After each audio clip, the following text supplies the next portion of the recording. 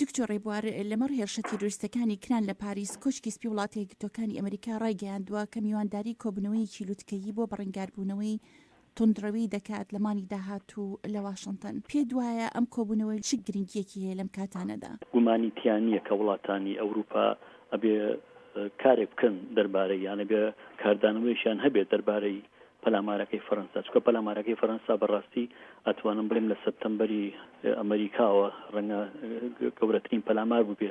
ڕاستە ژمارەی قوربانیەکان وەکو ئەمریکا زۆر نەبوو، بەڵام دوو گرنگی گەورەی هەیە بۆ وڵاتانی ئەوروپا. یەکێکیانەوەیە کە بەڕاستی ئەو پەلامارە ئاسایشی ئەوروپای خەرجێژە پرسیارەوە بتوان لە ناوەڕاستی پایتەختیشی ئەوروپیا بە چەک خەڵکی بڵین سیڤڵ بکوژیت، ئەمە هەڕەشەیەکی زۆر گەورەیە. دووەم شتیش ئەوەیە کە بەڕاستی ئەمە هەڕەشەیە لە هەموو ئەو بەهایانەی کە ئەوروپا هەیەتی، بەهای مافەکانی ئازادیە، مافی ڕادەبڕینە، دیارە ئەبێ کارێکی گەورە بکرێت دەربارەی ئەوە. ئەو کۆبوونەوەی ڕەنگە حاڵی حاضر ڕوون نەبێ ئەجەندەکەی چییە، یان ئەجەندەیەکی تۆزێ بەربڵاوی هەیە، بەڵام دیارە هەندێک ئەبێ پیاوانە وەربژیرێت. هیوادارم کار نەکاتە سەر ئازادی هەمومان لە ئەوروپا، بەڵام گومانی تیانە کە هەندێک ئازادی ئەبێتە قوربانی. دکتۆر ڕێبوار زۆربەی هێرشەکان بە تایبەتی ئەوەی پاریس و هەروەها ئەوەی کە کرایە سەر وێزگەی شەمە نەفەرەکەی لەندەن، ئەوەی کە کرایە سەر ئەمریکا لە 11 سپتەمبەر و زۆربەی ئەوانی کە ڕوو ئەدەن لە دنیا پەنجەی تاوان ڕاکێشراوە بۆ توندڕەوانی ئیسلامی. بەڵام لە ڕاگەاندەکەی کۆشکی سپی خۆیان پاراست لەوەی کە بە بەڕێنگاربوونەوەی توندڕەوی ئیسلامی ئەم کۆبوونەوەی لووتکەییە ناو بنێن کە کۆشکی ئەمریکا خۆیە پارێزی لە ناوهێنانی ئیسلام، یان هەر ئەمریکانیە سیاسەکانی ئەوروپاش خۆیانە پارێزن لە ناوهێنانی ئیسلام، چونکە ئیسلام باوەڕ و ئاینێکی زۆر بەربڵاوە، زۆر بیر و بۆچوونی جیاواز لە خۆگرێت. تۆ ناکرێت جەنگێک بەرپا بکەی لە دژی ئەم کۆمەڵگایە، چونکە ئەم کۆمەڵگایە هەمووی تونڕەم نییە. خەڵکی تیا وەکو منە وەکو توێ کە مانێ و نەمانەوێت لەژێر ئاڵای ئیسلامە حساب کراوین، وەکو موسڵمان حساب کراوین.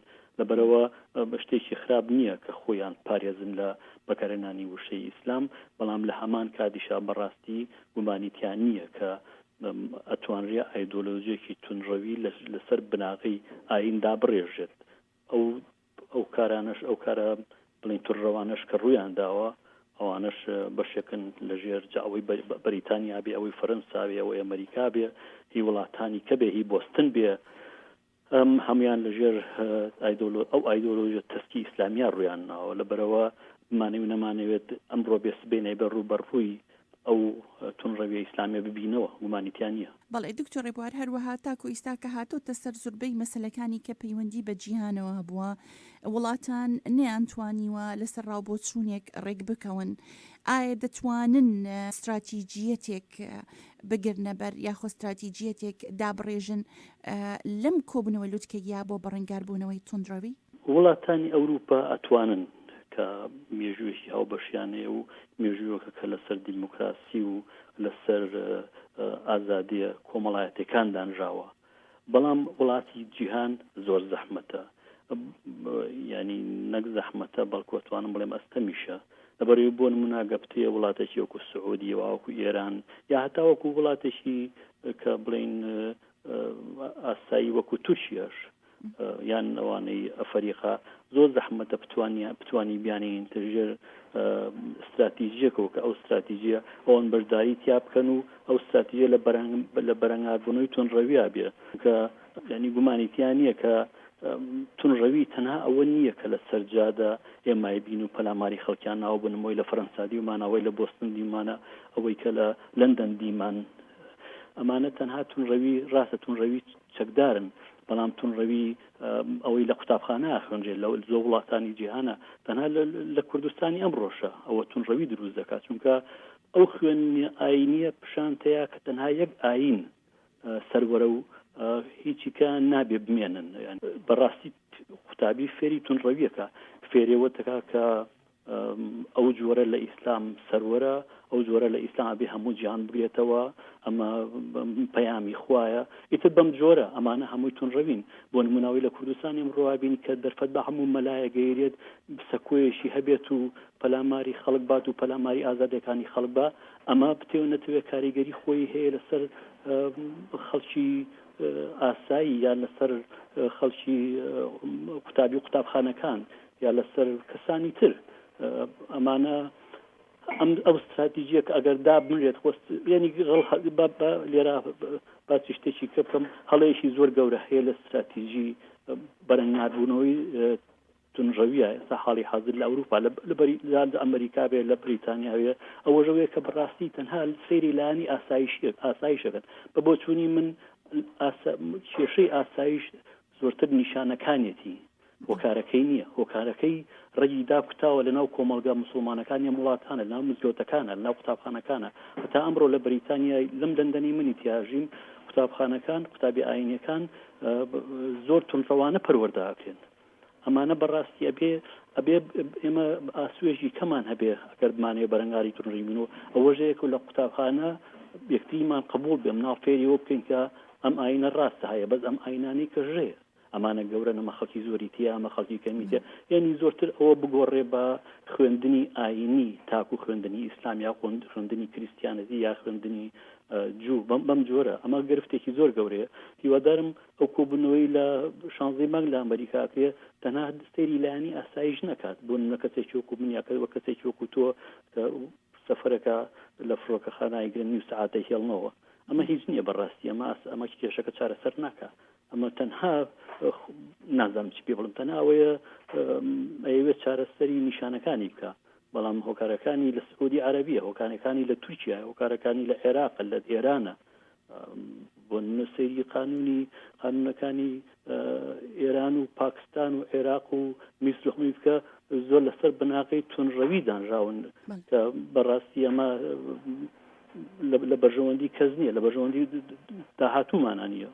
بەڵێ دکتۆر ڕێبوار، تۆ هەروەکو ئاماژەدا بە وڵاتانە کوڕون بۆتەوە کە ئیسلامی توندڕەویان تیا سەر هەڵداوە ئیتر استراتیژیەت بێ یاخۆت پەیڕەوی بکەن یا داکوێکی لێ بکەن. بەڵام پرسیارێکی لێرەدا ئەوەیە بۆ ئیسلامە میانڕەوەکان لە جیهان نایەنەدان لەسەر ئەم دیاردەی ئیسلامی توندڕەوی بۆ نەفرەتکردن و مەحکومکردنی ئەوە هۆیەکەی چییە؟ یعنی هەندێک ئەتوانم بڵێم هەندێک کەس دێتە وەڵام بۆ نموناگەرستەی ڕێپێوانەکەی فەرەنسای ڕۆژی یەکشەممە کردایە مسلمانێکی زۆر بەشدار بوو با بیژبان نەچێت لە قوربانیەکانی فەرەنسا و بزانام دوانیان لە ئەسڵا لە تونسەواتون کە ڕەنگە مسلمان بن، بە هەر سوورە مسلمانیش نەبن، ڕێگڕیشیان لە وڵاتانی سێوە هاتووە، یعنی ئەوانیش بوون دە قوربانی. گرفتەکە ئەوەیە کە فڕێمەک و بەرژەوەندیشی لێ هاتووە، هەندێک کەس لە سەرواژی هەندێک وڵات تازە لە سەرواژی بۆ نموناگە وڵاتێکی دیکتاتۆر وەگری لەسەرەوەی کە خۆی کردو بە پێشەنگی مسلمان، یعنی بەوە نەبێت ئەو کۆمەڵ لەسەر حکوم نامێننەوە بۆ ئایدۆلۆژیە مسلمانی ئیسلامیە نەبێت و ئایدۆلۆژیە تونڕەوی ئیسلامی نەبێت. بنموناگە سەیری قانونەکانی ئێران بکەیت، زۆرتر کۆششی کۆمەڵێک مەلایە کە ئەو قانونانیدا ڕێژراوە. ئەگەر سەیری ئەوانەی میسر بکەیت ڕەنگە بە جۆرێکی تر بێت، ئەمیان لەسەر شیعە دانراویان لەسەر سونە دانراوە، بەڵام بمانەوێت نەمانەوێت ینی ئەو قانونانە زۆر لای مافەکانی مافە کۆمەڵایەتی و سیاسیەکان و ئەوانی تری مرۆڤ پێشێ دەکات. ئەمە زۆر زەحمەتە. جا ئەم وڵاتانە دەسەڵاتیانێ بۆ وڵاتێکی وەکو سعودی یان تورکیا یان ئێران سیر یا پاکستان سیر بکەی، ئەمانە زۆرتر پیانەتە ریژنەل پاوەرز بەڕاستی، ینی ئەتوانم بڵێم باڵا دەستێکی ئەو ناوچێن، ئەتوانن دەستوەرد بەنە سیاسەتی زۆربەی ئەو ناوچەیەوە. جا ئەمە زۆر زەحمەتە، من نازانم چۆن ئەمە ئەتوانێت ئەم وڵاتانە وا لێ بکەی کە بەشداری بکەن لە استراتیژیەکە کە لە کۆتاییە بە نەمانی خۆیان کۆتاییەت، چونکە وڵاتانە بمانێ نەمانێ وڵاتی تونڕەون. ئەمە من زۆر بە زەحمەتی ئەزانم کە ئەم وڵاتانە بەشداری بکەن لە داڕشتنی استراتیژیەکە بێ یان ڕێپێ یان نەخشە ڕێیەک بێت، چی پێڵی پێ بڵێ کە دژی تونڕەوی بوەستێتەوە. زەحمەتە، زۆر زەحمەتە، چونکە دەستورەکەی قانونەکەی هەمووی لەسەرەوەدا، کەسەکانی کە حکومەکەن هەمویان بەشێکن لەو تونڕەویە. زۆر بە زەحمەتی زانم من بڕاستی یعنی گرفتی کەژەیە گرفتی ئابووریە لە بینی بۆنە بەریتانیا لەگەڵ سعودی عەرەبی و هەندێک وڵاتی تا ئەمریکاژە ڕۆها بەرژەوەندیشی زۆری هەیە زۆر زەحمەتە بتوانێت وڵاتی بەریتانیا وەکو حکوومەت یا وەکو دەسەڵات بتوانێت سعودی عەرەبی بخاتە ژێر پرسیارەوە ناتوانێت چونکە سعودی عەرەبی وڵاتێکی بەرهەمهێنەری نەوتە و وزەیەکی زۆری بەریتانیا پشتی بە سعودی عەرەبیە بەم جۆرە ئەوانی تریش ینی زۆر زەحمەتە ئەوەش گرفتێکی گەورەیە.